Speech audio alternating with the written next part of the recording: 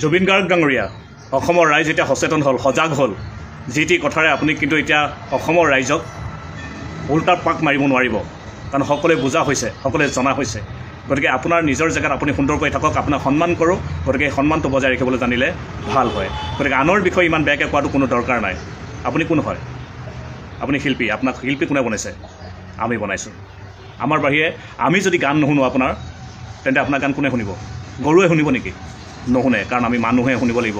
আমি মানুহে আপোনাক এখন আসন দিছোঁ। গতিকে যি টি কথা নক'ব। আৰে মৃত ৰাজীৱ সদিয়াকো আপুনি নেৰিলে।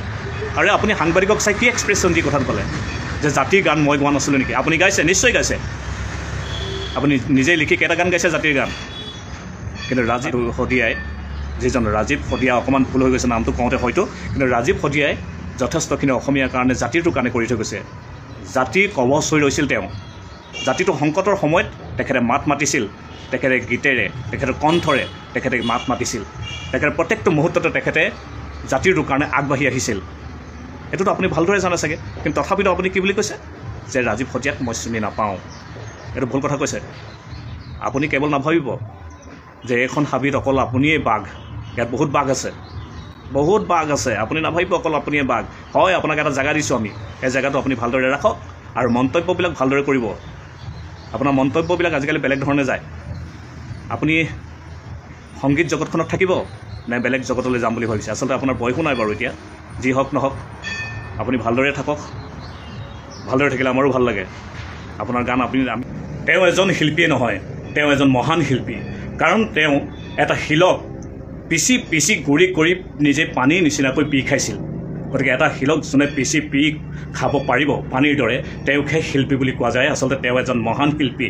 তেওঁ ইমান অন্তৰত দুখ বেদনা লৈ তেখেতে মঞ্চে মঞ্চে গীত পৰিৱেশন কৰিছিল। আৰু তেখেতক অৱশ্যে মই বৰ ওচৰৰ পৰা যদিও লগ পোৱা নাছিলোঁ, দুই এখন মঞ্চত তেওঁ কণ্ঠদান কৰা চাবলৈ গৈছিলোঁ আৰু নিজেও অনুষ্ঠান এটালৈ তেখেতক নিমন্ত্ৰণ জনাইছিলোঁ। সেই সূত্ৰে তেওঁৰ লগত সিমানখিনি চিনাকি আছিল। কিন্তু তেতিয়ালৈকে আমি জনা নাছিলোঁ যে তেখেতৰ সঁচাকৈ কিমানখিনি দুখ আৰু তেখেতৰ কিমান বেদনা লৈ তেখেতে মঞ্চে মঞ্চে গীত পৰিৱেশন কৰি আছিলে।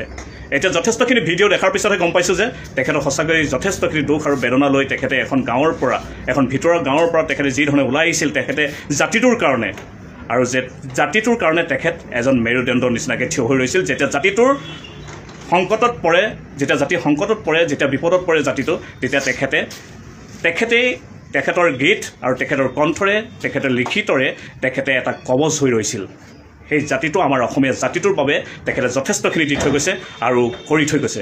গতিকে তেখেতক যদিও বৰ ভালকৈ লগ পোৱা নাছিলোঁ, তেখেতক মঞ্চত আমি গীত পৰিৱেশন কৰিবৰ কাৰণে নিমন্ত্ৰণ জনাইছিলোঁ। সেই সূত্ৰে পাইছোঁ বা দুই এখন তেওঁ অনুষ্ঠান চাইছিলোঁ। কিন্তু আজি আচলতে এতিয়া ক'বলৈ গ'লে এনেকুৱা ধৰণৰ হয় কথাবিলাক যে শিল্পী বুলি ক'লেই নহ'ব। শিল্পী, আজিকালি শিল্পীটো হৈ গ'ল লেভেল শিল্পী। কাৰণ যদি ডিঙিত এডাল সোণৰ চেইন নাথাকে, যদি ভাল এখন গাড়ী নাথাকে, তেখেত তেতিয়াহ'লে শিল্পী নহয়। লাগিলে তেখেতৰ যিমানেই প্ৰতিভা থাকক, সেই প্ৰতিভা সদায় অথলে যায়। কাৰণ তেখেতৰ প্ৰতিভা যদিও আছিল, তেখেতৰ এখন ভাল গাড়ী নাছিল, ডিঙিত এডাল ভাল সোণৰ চেইন নাছিল।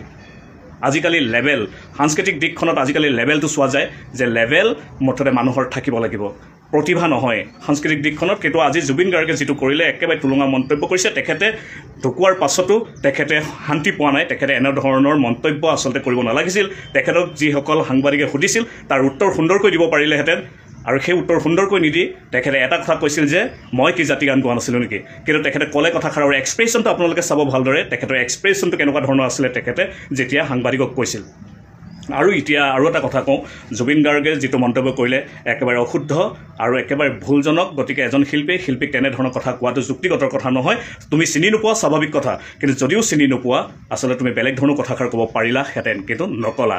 আৰু যিসকল সাংবাদিক, আজি সাংবাদিকসকলে নিজৰ TRPৰ কাৰণে উঠি পৰি লাগিছে, তেওঁ আজি যথেষ্টখিনি গীত বজাই আছে বা তেখেতৰ বিভিন্ন ধৰণৰ কথাবিলাক আমাৰ বাতৰি মাধ্যমত আমি গম পাই আছোঁ বা আমি ফেচবুকত গম পাই আছোঁ। কিন্তু সেইখিনি কথাকে যদি আজি অতীজতেই যদি আমাৰ মৃত ৰাজীৱ সদিয়াদেৱক যদি তেওঁলোকে আগলৈ উলিয়াই লৈ আহিলেহেঁতেন, এখন প্লেটফৰ্ম দিলেহেঁতেন, তেখেতে নিজৰ প্লেটফৰ্মখন আচলতে তেওঁ নিজেই তৈয়াৰ কৰি লোৱা, আনে তৈয়াৰ কৰি দিয়া নহয়। তেখেতে যথেষ্ট কষ্টৰে, আজি ইমান বছৰে যথেষ্ট কষ্টৰে তেখেতে আমাৰ অসমীয়া জাতিটোৰ কাৰণে, অকল জাতিটোৰ কাৰণে নহয়, তেখেতে বিভিন্ন গান তেওঁ গাইছে বা কণ্ঠদান কৰিছে। কিন্তু তাৰ লগতে আৰু সেইখিনি আচলতে গোটেইখিনি বস্তু আমাৰ সাংবাদিকসকলৰো কিন্তু একোজন দায়বদ্ধতা হ'ব লাগিছিল বহু শিল্পী আছে তেনেধৰণে বহুত শিল্পী পৰি আছে বহু শিল্পী টকাৰ অভাৱত আজি গাঁৱে গৈ আপোনালোকে চাবলৈ যাব পাৰে কিন্তু তেওঁলোকৰ নিচিনা আসলে অভাৱ অনাটনৰ কাৰণে বা কিছুমানে ঘৰখনৰ কাৰণে হয়তো বহুতে ঘৰখনৰ কাৰণে আজি ওলাই যাব পৰা নাই বিভিন্ন নিজৰ প্ৰতিভা থাকিও এখন প্লেটফৰ্ম পোৱা নাই যদিও যাবলৈ ইচ্ছা কৰে কিন্তু ওলাই যাব পৰা নাই কাৰণ ইয়াত লেভেল আসলে সাংস্কৃতিক দিশখনৰ এটা লেভেল হৈ পৰিছে আৰু সেই লেভেলটোৱে গোটেই সাংস্কৃতিক দিশখন শেষ কৰি পেলাইছে আপোনাৰ লেভেল লাগিব সোণৰ চেণ্ডেল লাগিবই এখন ভাল গাড়ী লাগিবই নহ'লে কিন্তু তাত আপোনাৰ কোনো জেগা নাই আপোনাৰ কোনো আপুনি গ্লেমাৰ নহয় আৰু শিল্পী বুলি ক'বলৈ গ'লে আচলতে আমি ৰাজীৱ শদিয়াদেৱক অসমৰ এজন ব্যাগুম গায়কে সাধাৰণ জনতা শিল্পী গণশিল্পী যাক আমি কওঁ মানুহৰ অন্তৰ জয় কৰিবলৈ সক্ষম হোৱা জাতি মাতি ভেটিক লৈ গান গোৱা ৰাজীৱ শদিয়াক চিনি নাপাওঁ বুলি কোৱাটো সঁচাকৈ অহংকাৰী অতি অহংকাৰী ই কেতিয়াও হোৱা উচিত নহয় সেইদিনা এজন গুণীজ্ঞানী ব্যক্তিয়ে মঞ্চত তেখেতক লৈ যেনেধৰণৰ বক্তব্য আগবঢ়াইছে সঁচাকৈ যিখিনি কথা কৈছে 100% হয় বুলি মই কম কাৰণ আমি নতুন প্ৰজন্মক কি শিকাইছো আমি মদ খাই লৈ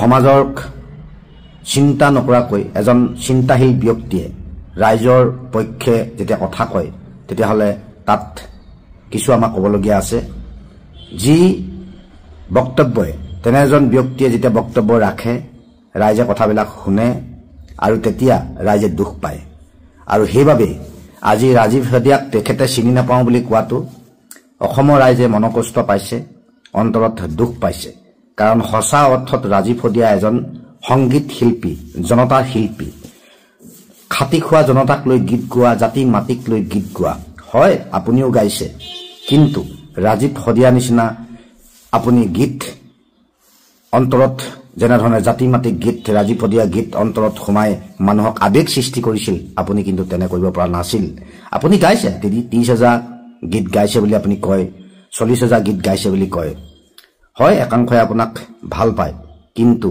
সেই বুলি আপুনি কিন্তু গীতক লৈ আপুনি ব্যৱসায় কৰিছে বুলি মই কম কাৰণ আপুনি এটা প্ৰগ্ৰামত এটা অনুষ্ঠানত আপুনি 8-9 লাখ টকা লয় কোনে লয় আমাৰ হেতু কথা অৱগত আমি প্ৰয়োজন নাই কিন্তু ৰাজীৱ শদিয়াই টকাৰ কাৰণে গীত গোৱা নাছিল তেখেতে এটা গীত লিখি থমকি ৰবলগীয়া হৈছিল তেখেতৰ ফেচবুক পোষ্টতে আমি পাইছো সেই গীতটি বাণীবদ্ধ কৰিবৰ বাবে তেখেতৰ হাতত অৰ্থ নাছিল সেইবাবে যিসকল গায়কে নিজকে শিল্পী বুলি কয় মই ক'ব খোজো শিল্পী কাক কয় গায়ক কাক কয় একাংশই নিজকে কয় সংগীত শিল্পী শিল্পী নিজে কয় কিন্তু ৰাইজে যাক জনতা শিল্পী কৰে বনায় পৰিচয় দিব ৰাইজে ক'ব যে জনতা শিল্পী গণশিল্পী ৰাইজে উপাধি দিব নিজেই কৈ লোৱাটো উচিত নহয় বুলি ভাবো আৰু গায়ক শিল্পী মাজত বহু পাৰ্থক্য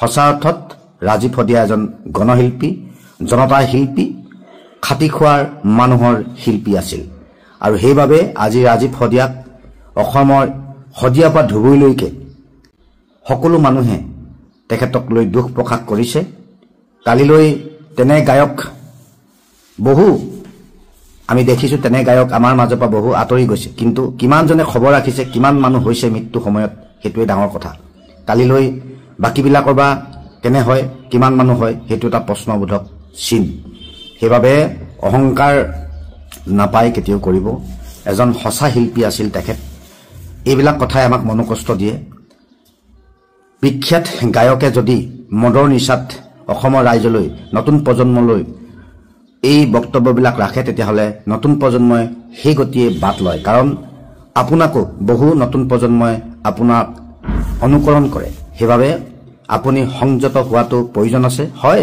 আপুনিও অসমৰ এজন গায়ক আমি শিল্পী বুলি ময়ো পৰিচয় আপোনাক নিদিওঁ এতিয়ালৈকে নিদিওঁ ভূপেন হাজৰিকা আছিল জ্যোতিপ্ৰসাদ আগৰৱালা আছিল এতিয়া আমি যি দেখিছো সঁচা অৰ্থত ৰাজীৱ শদিয়া শিল্পী আছিল জনতা শিল্পী আছিল কাৰণ তেখেতে টকাৰ কাৰণে কেতিয়াও গান গোৱা নাছিল ব্যৱসায় কৰা নাছিল সংগীতক লৈ ব্যৱসায় কৰা নাছিল সেইদিনা কৈছে 11 চনৰ পৰা তেখেতে গীত গাইছে আমি এজন শিল্পীয়ে কৈছে গায়কে কৈছে যে 11 চনৰ পৰা তেখেতে গীত গাইছিল 11 চনৰ পৰা আজি 25 বছৰ 24 বছৰ দিন তেখেতে গীত গালে, কিন্তু আজিও সেই ঘৰখন আপোনালোকে চাওক, আজিৰ তাৰিখত এখন গাড়ী নাই।